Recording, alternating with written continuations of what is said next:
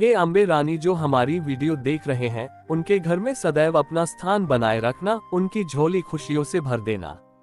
जय माता दी। दोस्तों, 2024 में इस बार मां दुर्गा 9 अप्रैल दिन मंगलवार को दिव्य और दुर्लभ संयोग में पृथ्वी पर आएंगी। अद्भुत संयोग में आई इस नवरात्रि में माता रानी का पूजन करने से जीवन सुखमय हो जाता है। भक्ति का भरपूर लाभ भक्तजनों को मिलता है, दिल में सुकून मिलता है। माता वैष्णो भरपूर आशीर्वाद देती है।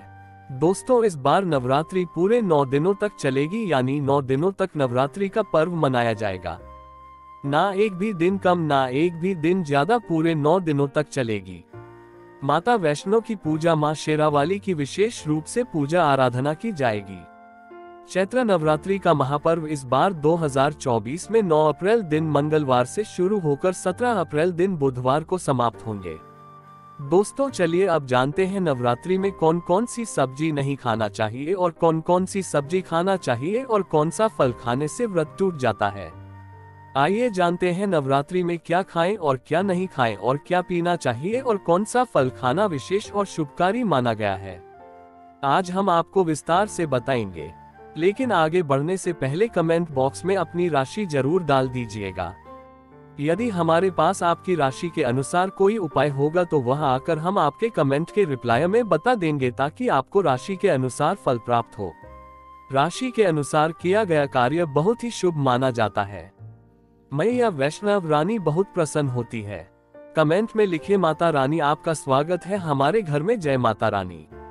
एक लाइक जरूर करें। वैष्णो रानी के लिए एक लायक तो बनता है। दोस्तों, शास्त्रों के अनुसार बताए गए व्रत चाहे किसी भी प्रकार के क्यों ना हो, उनसे जुड़े नियमों का पालन करना अति आवश्यक माना जाता है, क्योंकि जो मन के मुताबिक किया जाए वह संघर्ष नहीं कहलाता। कहा जाता है कि मनोकामना को पूर्ण करने के लिए थोड़ा सा संघर्ष यानी कि तपस्या तो करनी ही पड़ती है।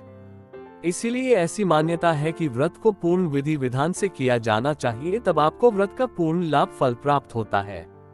अति उत्तम और शीघ्र दीर्घायु वरदान प्राप्त होता है। आपकी सभी मनोकामनाएं शीघ्र मैया रानी पूर्ण करती हैं। ऐसे व्यक्ति को मरने के बाद माता रानी के चरणों में स्थान मिलता है। वह सदैव मां की सेवा करता है। ऐसा भक्त स्वर्ग लोक में जाता है।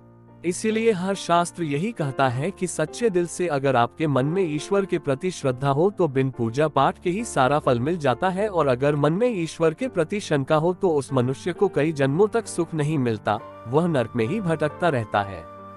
भागवत गीता में भगवान श्री कृष्ण ने स्वयं कहा था, जो मनुष्य सच्चे हृदय से ईश्वर को पुकारता है तो उसका नाता उस शक्ति से जुड़ जाता है जिसे आपने सच्चे हृदय से पुकारा था। इसीलिए भगवान भी कहते हैं कि सच्चे हृदय से ही ईश्वर को पुकारो तो वह आपकी हर मनोकामनाओं को पूर्ण करते हैं। दोस्तों, कई लोग ऐसे हैं जो भगवान के सामने घंटों पूजा पाठ करते हैं तथा रोते हैं, फिर भी भगवान उनकी कभी नहीं सुनता। दरअसल जब आप सच्चे मन से ईश्वर को पुकारना ही नहीं है तो भला वो आपकी पुकार कैसे सुनेंगे। दोस्तों, ये तो थी वो बातें जो भक्त और भगवान के बीच की हैं। अब हम जानते हैं नवरात्रों के दौरान क्या नहीं खाना चाहिए और क्या नहीं पीना चाहिए और कौन सा फल खाने से व्रत संपूर्ण और सफल हो जाता है। दोस्तों, हमारे चैनल को सब्सक्राइब जरूर करें और इस बेल आइकॉन को दबाना ना भूलें। तो आइए शुरू करते हैं। दोस्तों, चाहे मर जाना भूलकर भी नवरात्रि के दिनों में पानी पूरी कभी मत खाना, क्योंकि इस दिन कभी कभी बीच में शुक्रवार पड़ जाता है और शुक्रवार को मां संतोषी का बार कहा जाता है। माता संतोषी खट्टी चीज खाने वाले व्यक्ति से हमेशा क्रोधित रहती है, नाराज रहती है, क्योंकि नवरात्रों में माता संतोषी जागृत अवस्था में हो जाती है। माता संतोषी की शक्ति नवरात्रों में कई करोड़ गुना बढ़ जाती है। नवरात्रों में जब शुक्रवार पड़ जाए तो इमली नहीं खाना चाहिए। माता संतोषी रुष्ट हो सकती है, आपको दंड दे सकती है। नींबू नहीं खाना चाहिए। वैसे तो नवरात्रि के व्रत में नींबू खा लेना चाहिए, पर अगर शुक्रवार हो तो माता संतोषी के क्रोध से बचने के लिए नींबू नहीं खाना है। इस दिन नींबू का त्याग करना चाहिए। दोस्तों, पानी पूरी क्यों नहीं खाना चाहिए? क्योंकि उसमें लहसुन प्याज होता है और खट्टा भी होता है, जो व्रत को भंग कर सकता है। पाप लग सकता है। ध्यानपूर्वक अगर आप शुक्रवार को खट्टा नहीं खाते हैं तो माता संतोषी आपको धन धान्य से मालामाल कर देती है, आपके घर में अपना वास बना लेती हैं। बस शुक्रवार के दिन नवरात्रों के दिनों में इस चीज का त्याग करना चाहिए। पालन करना चाहिए। नवरात्रों में लहसुन, प्याज और खट्टा, फिर चाहे आपने व्रत भी नहीं रखा है फिर भी आपको शुक्रवार के दिन या अन्य दिनों में लहसुन प्याज नहीं खाना चाहिए। लेकिन हाँ, पानी पूरी आप खा सकते हैं, वो भी जब नवरात्रि समाप्त हो जाए। दोस्तों, नवरात्रि के दिन सेब जरूर खाना चाहिए। शास्त्रों में बताया जाता है कि भगवान के भोग में सेब आदि जरूर अर्पित किया जाता है। अगर आपका व्रत है तो आपको सेब जरूर खाना चाहिए। केला, पपीता, तरबूज और मीठे अंगूर जरूर खाना चाहिए। इन फलों से व्रतधारी को शक्ति मिलती है और व्रत संपूर्ण हो जाता है। शास्त्रों में बताया जाता है कि नवरात्रों के दिनों में सीताफल जरूर खाना चाहिए। सीताफल खाने से 20 ऐसी बीमारियां हैं जो खत्म हो जाती हैं। नवरात्रों के दिनों में सीताफल का घर में प्रवेश होना बड़ा ही शुभ माना गया है। सीताफल खाने से नवरात्रि का व्रत सफल हो जाता है, क्योंकि इसमें माता सीता का आशीर्वाद मिला हुआ होता है। माना जाता है भगवान राम के वनवास के दौरान में माता सीता ने यही फल खाया था। नवरात्रि के दौरान इसे जो भी खाता है उसे दुखों का सामना नहीं करना पड़ता। सीताफल आपको जरूर खाना चाहिए। माता सीता प्रसन्न होती हैं और आशीर्वाद देती हैं। दोस्तों, नवरात्रों में तेल की तली हुई हरी मिर्च खा सकते हैं, लेकिन कम मात्रा में खाना है। व्रत के दौरान ज्यादा तीखा नहीं खाना चाहिए। व्रत में तीखा खाने से व्रतधारी की जो पेट की आंतें होती हैं उसमें जख्म हो सकते हैं। क्योंकि इस दौरान हम व्रत का पालन करते हैं तो हमारे पेट में कुछ नहीं होता, इसीलिए हल्का खाना खाना सर्वोप्रिय और उत्तम माना जाता है। व्रतधारी को रसीले आलू आवश्यक खाना चाहिए। इससे हमारे शरीर में ऊर्जा की भरपूर जरूरत जो होती है पूरी हो जाती है। आप आलू का पानी पी सकते हैं। रसीले आलू जरूर खाना चाहिए। दोस्तों, नवरात्रों में भिंडी की सब्जी जरूर खाना चाहिए।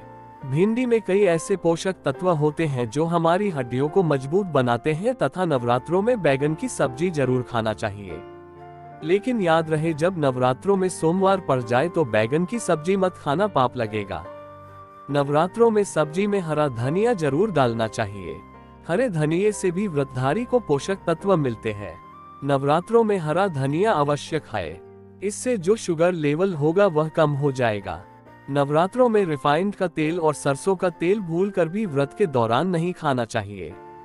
मूंगफली का तेल और देसी घी और गोले का तेल खाना अच्छा माना जाता है।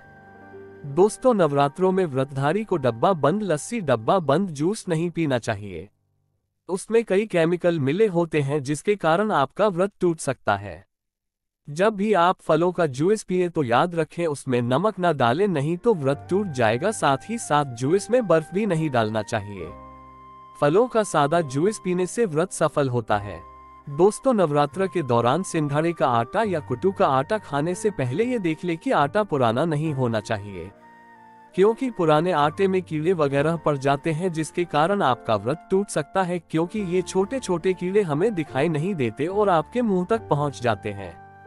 ऐसा आटा खाना मतलब कीड़े मकोड़ों का मांस खाने के बराबर माना गया है। दोस्तों, नवरात्र के दौरान आप शाम के समय खाने में दही ले सकते हैं, आलू वगैरह खा सकते हैं, आलू के चिप्स खा सकते हैं, साबूदाने की टिकिया बनाकर खा सकते हैं, साबूदाने की खिचड़ी खा सकते हैं, आलू के पापड़ भी खा सकते हैं। कई सब्जियां तो ऐसी हैं जो नवरात्रि के दौरान भोजन में शामिल कर सकते हैं।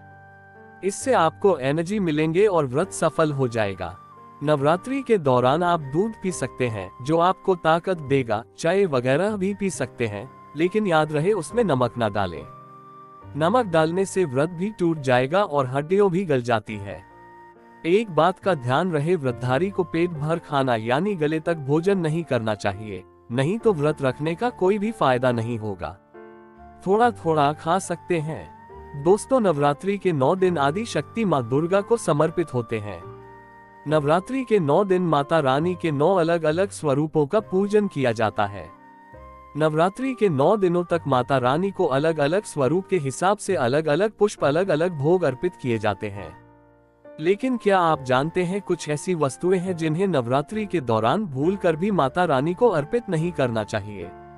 अगर इन वस्तुओं को आप गलती से भी माता रानी को अर्पित कर देते हैं तो आपको व्रत और पूजन का पूर्ण लाभ नहीं होगा।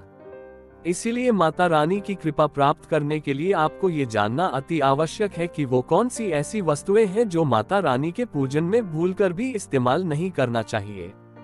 तो आइए मां का जयकारा लगाते हुए वीडियो को शुरू करते हैं। दोस्तों, नंबर 1, नवरात्रि के दौरान शादीशुदा महिलाओं को सफेद कपड़े पहनकर पूजा पाठ नहीं करना चाहिए। साथ ही साथ काले कपड़े भी नहीं पहनना चाहिए। इससे पूजा, व्रत आदि खंडित हो जाती है। माता की चौकी जब आप लगाएं तो उसके नीचे कागज नहीं लगाना चाहिए। माता की चौकी हमेशा लाल कपड़ा बिछा कर ही बनाना चाहिए। हमेशा याद रहे, नवरात्रों के इन 9 दिनों तक व्रतधारी को अपना आसन मां की चौकी के आगे ही लगाना चाहिए और वहीं पर आपको सोना चाहिए। मंदिर को नवरात्रों के दौरान अकेला नहीं छोड़ा जाता, बहुत ही अशुभ माना जाता है। जरा आप ही सोचिए, माता रानी 9 दिनों के लिए धरती पर आकर आपके घर में रहने के लिए आई हैं और ऐसे में आप उन्हें अकेला अगर छोड़ते हैं तो माता भी आपको छोड़कर चली जाएंगी। वह कहेंगी इसको मेरी जरूरत नहीं है, वह अकेली पड़ जाती है, इसीलिए माता के पास में ही सोना चाहिए। दोस्तों, नंबर 2, नारियल। हिंदू धर्म में नारियल को समृद्धि, धन, श्रद्धा और सम्मान का सूचक माना जाता है। नारियल को श्रीफल भी कहा जाता है। नारियल को सुख समृद्धि में वृद्धि करने वाला माना जाता है। नारियल का हर मांगलिक कार्य में विशेष महत्व होता है। जैसे कि आप सभी जानते हैं कि माता रानी के कई मंदिरों में नारियल से बलि भी दी जाती है और माता रानी के पूजन में नारियल का इस्तेमाल हम सभी करते हैं। खासकर कलश की स्थापना नारियल रखकर ही की जाती है। माता रानी की पूजन में हम नारियल इस्तेमाल करते समय कुछ गलतियां कर बैठते हैं। दोस्तों, नारियल कई प्रकार के होते हैं। एक हरा, दूसरा सूखा जिसके अंदर पानी होता है। जिस नारियल के अंदर पानी होता है। माता रानी के पूजन में सदैव पानी वाला और जटा वाला नारियल ही इस्तेमाल करें। नारियल का पूर्ण होना चाहिए। नारियल चटका हुआ या टूटा हुआ नहीं होना चाहिए, क्योंकि साबुत नारियल ही पूर्ण और पवित्रता का प्रतीक होता है। साबुत नारियल ही सुख समृद्धि का प्रतीक होता है। साबुत नारियल को ही श्रीफल यानी कि मां लक्ष्मी का फल कहा जाता है। नवरात्रि में माता रानी के कलश की स्थापना करते समय जटा वाला यानी पानी वाला नारियल ही कलश पर स्थापित करना चाहिए। साथ ही यह ध्यान रखना चाहिए, नारियल को सदैव कलश के ऊपर लेटा कर रखना चाहिए। घट स्थापना करते समय कभी भी नारियल को खड़ा करके नहीं रखा जाता। नारियल को सदैव लिटाकर कलश के ऊपर रखा जाता है। साथ ही नारियल को स्थापित करने से पहले आप नारियल को लाल कपड़े में लपेटकर उस पर और फिर लाल चुनरी उड़ाकर आप नारियल को कलश के ऊपर स्थापित करें। शास्त्रों के अनुसार कलश के ऊपर जब सही तरीके से नारियल रखा जाता है और सही प्रकार का नारियल रखा जाता है, तभी ही व्रत और पूजन का पूर्ण फल प्राप्त होता है। ये भी ध्यान रहे कि महिलाएं माता रानी को नारियल अर्पित तो कर सकती हैं, लेकिन कभी भी माता रानी के सामने नारियल को भूल कर भी ना तोड़े, क्योंकि नारियल बीज रूप होता है और स्त्रियां बीज रूप से ही शिशु को जन्म देती है, इसीलिए कभी भी महिलाओं को नारियल नहीं तोड़ना चाहिए।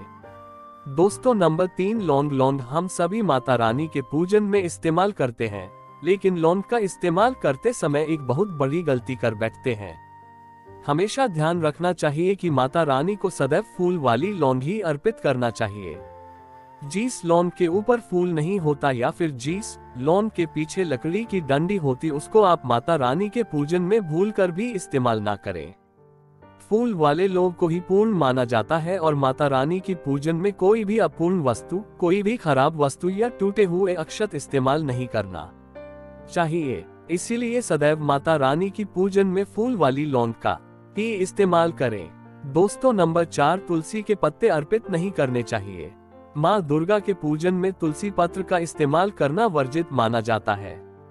तुलसी पत्र के अलावा आंवला भी माता रानी को अर्पित नहीं करना चाहिए और दुर्बा भी माता रानी को अर्पित नहीं करना चाहिए। दुर्बा भगवान श्री गणेश को अति प्रिय है। नवरात्रि में आप भगवान गणेश को दुर्बा अर्पित कर सकते हैं। भगवान विष्णु जी को तुलसी के पत्ते अवश्य अर्पित कर सकते हैं, लेकिन माता रानी को भूलकर भी तुलसी के पत्ते या दुर्बा अर्पित ना करें। माता रानी को सफेद फूल भी अर्पित ना करें। माता रानी को सदैव लाल रंग के फूल अर्पित करने चाहिए। लाल रंग के फूल माता रानी को अति प्रिय है। खासकर माता को गुड़हल और कमल के फूल अति प्रिय है। शास्त्रों में बताया जाता है कि घर में माता रानी की 2 या 3 मूर्तियां या फोटो नहीं होने चाहिए। इस बात का भी आप विशेष ध्यान रखें कि माता रानी के पूजन में कोई भी खंडित चीज इस्तेमाल ना करें, जैसे कि चटका हुआ या टूटा हुआ दीपक या फिर चटका हुआ कोई बर्तन। साथ ही ये भी ध्यान रहे कि लोहे की और प्लास्टिक के बर्तन आप माता रानी के पूजन में इस्तेमाल न करें, क्योंकि प्लास्टिक के चाइनीज बर्तन हड्डियों के पाउडर से मिलकर बनते हैं। ऐसा ना करें, ऐसे बर्तनों को माता रानी के पूजन से सदैव दूर रखें। माता रानी को जो पुष्प अर्पित कर रहे हैं उन्हें सूंघे नहीं, सूंघे हुए फूल या गिरे हुए फूल या फिर मुरझाए हुए फूल माता को अर्पित ना करें। दोस्तों, कमेंट बॉक्स में लिखे जय माता दी। जानकारी पसंद आए तो एक लाइक तो बनता है, आपका एक लाइक हमारे लिए बहुत ही कीमती है। मैया रानी के लिए एक लाइक तो बनता ही है।